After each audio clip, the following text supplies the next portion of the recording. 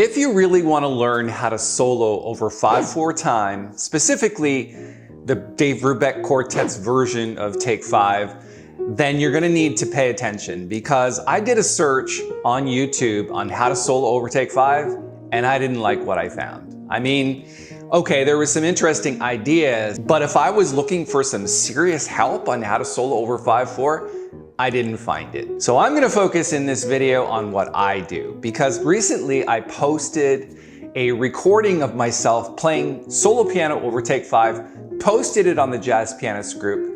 Within like 24 hours, it got 5.3 thousand reactions and a ton of comments and a bunch of shares, and then somehow it got deleted. So I recorded another version, put it on the Jazz Pianist group, and it's now up to 5.2 thousand reactions. Same thing. It's like, obviously this is striking a chord with people. I'm gonna put a link to that video a little bit later on. If you actually do the patterns and the exercises that I'm gonna show you in this video, it's going to make you a much better piano player. The first thing we're gonna do is get the bass line in order. I typically like to play the bass line, especially when I'm doing solo piano. And even if the other musicians are playing, it still helps me with rhythm.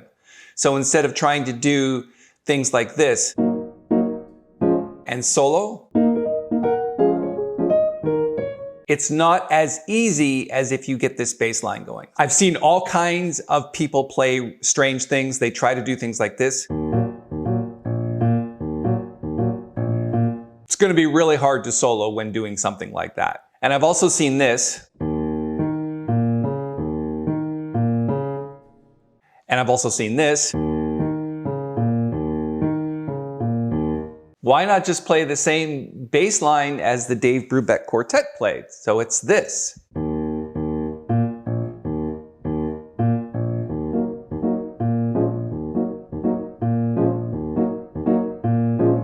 If you want to know what that is, you're going to have to play it with your third finger and thumb and fifth finger, but it basically looks like this. And we're going to play it down an octave from here. But eighth note, 2 eighth note rests, and the and of 2, rest, and then hit B flat here and B flat down here.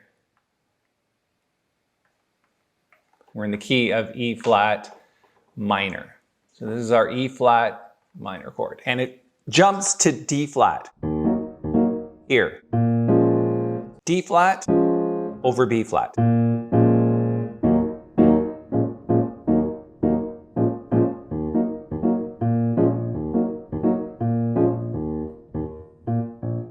It's a good idea to play that many times, because when you start to solo, you can't really be thinking about that. That's going to be driving the rhythm forward.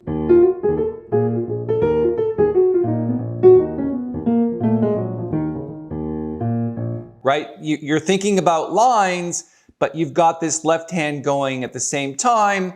The two are going to match in terms of rhythm, but you can't really be thinking notes at that point. You have to be thinking right hand soloing. And by the time we get to the end of this video, you're going to see how I kind of play outside like this.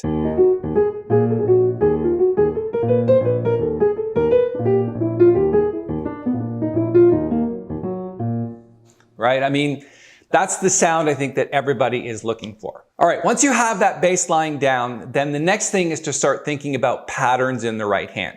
So you have to be thinking half a bar of 3/4 and a half a bar of 2/4. So 1, 2, 3, 4, 5. And that left hand is doing and of 2, right? And then 4, 5.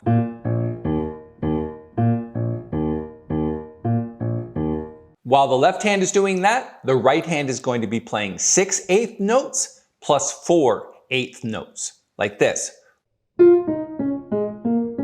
So you have to figure out patterns that work. I think the best idea that you could come up with is to add another note to the chord. So for E flat, add another note to that, like F or any other note from the scale, so that you can come up with 6 notes as a pattern like this.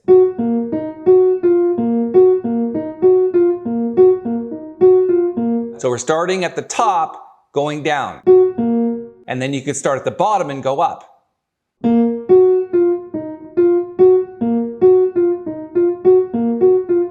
or start at the top and come down.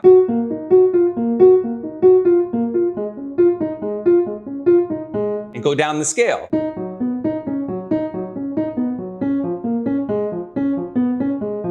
Okay, then when you get to the second half of the bar, you've got 2/4, which means you got to have 4 notes. 4 notes from whatever chord or whatever scale you want. So let's go D flat. So E flat, minor,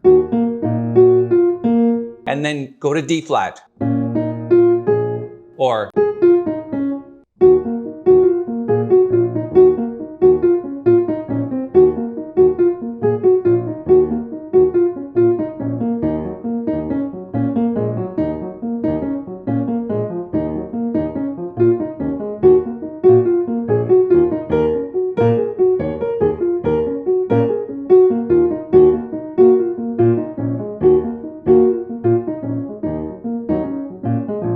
and you have to play it swing. So playing it straight 8s is not going to be the answer. Getting to swing eventually is the best idea.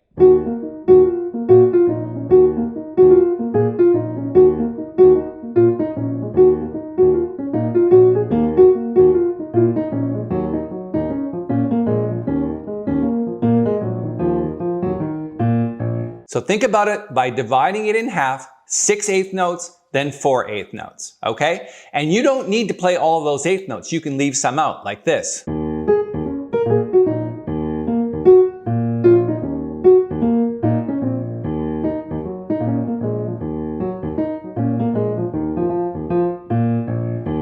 Okay, so that's number 1. The second thing that you have to do is blues. Now, playing blues in 5/4 doesn't really even out. So if you just play the blues scale,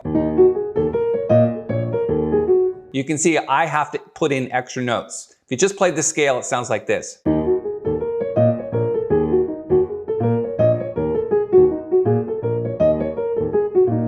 But putting in an extra note and still thinking like 6 notes and then 4 notes.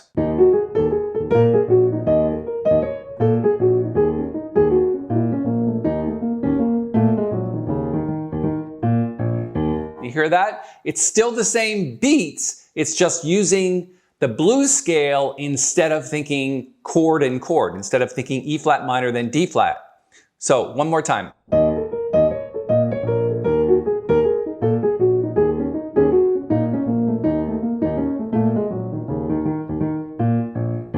Right? Really cool. The blues scale is infinitely useful. Now, if you tried to put both of those two things together so far, here's what you'd get.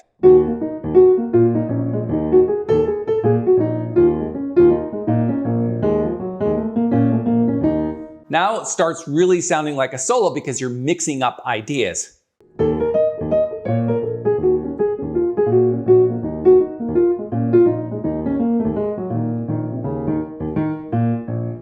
And as you keep doing that over and over again, that rhythm eventually seeps into your subconscious so that you can do it automatically.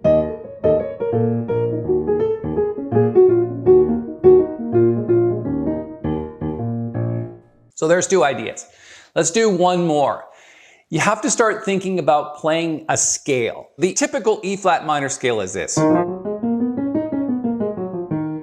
We're in the key of G flat. We're just starting on E flat. It's not enough notes. You need to add an extra note. So you can either add it here, either the G, or you can add the D at the top. It's up to you. Okay, so adding that note and really just play kind of like those notes from the scale, just trying to figure that out with the left hand.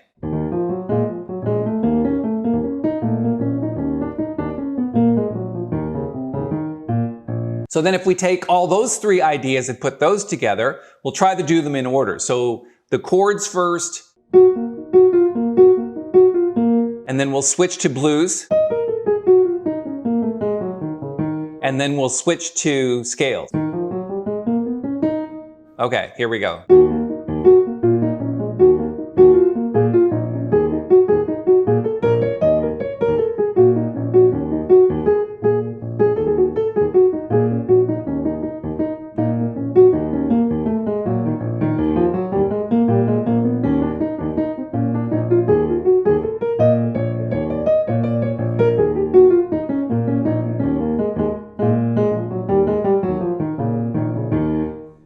right, now that starts sounding like a solo. You got 3 completely different ideas, and you can mix them up. You can put the last one first, or you can kind of mix them together, all kinds of things. Now, the last thing that I want to talk about is the thing that really makes your playing sound pro. Because just playing regular scales, blues scales, bebop scales all day long doesn't really help that much in terms of making you sound like a true professional.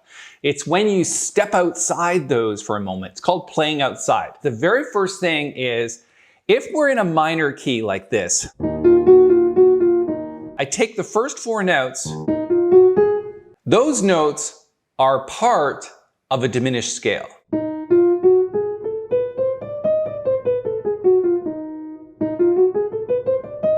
So it starts whole, half, whole, half, whole, half, whole, half. So as soon as you start getting away from a traditional scale, it just starts sounding outside almost immediately. And there's lots of patterns that you can do with diminished scales. Crazy things like that, and as soon as you start to do that, your playing takes on a whole new sound.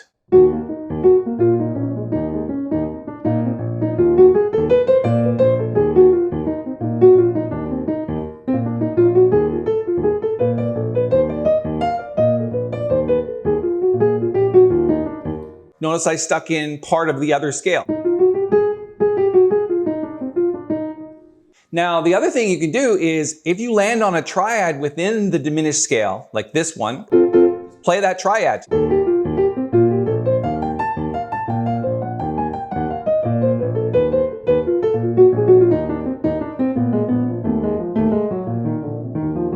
Now, you can't stay outside forever, but stepping outside for a few seconds or, 4 or 5 seconds, it's always a good idea. I'm going to put a link to my recording of this that I did, and I talked about this earlier, where you can hear these kinds of things going on, the little hints of stepping outside. All right, let's put all 4 of those together and let's see what we come up with.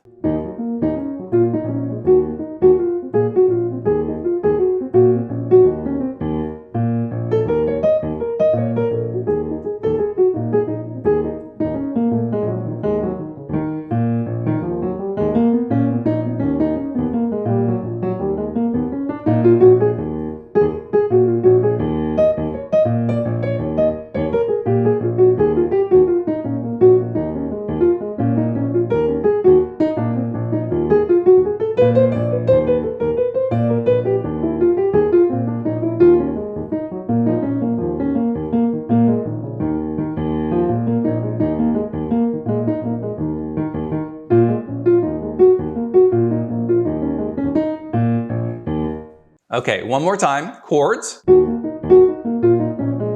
blues scales,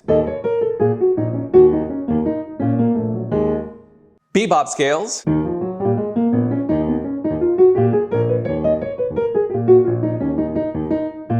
and then finally, stepping outside, used diminished scales.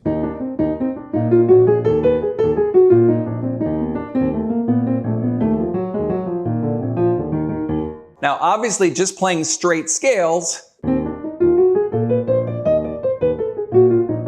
might work instantaneously and sound okay, but you can't keep playing scales all day long. You have to mix the notes up.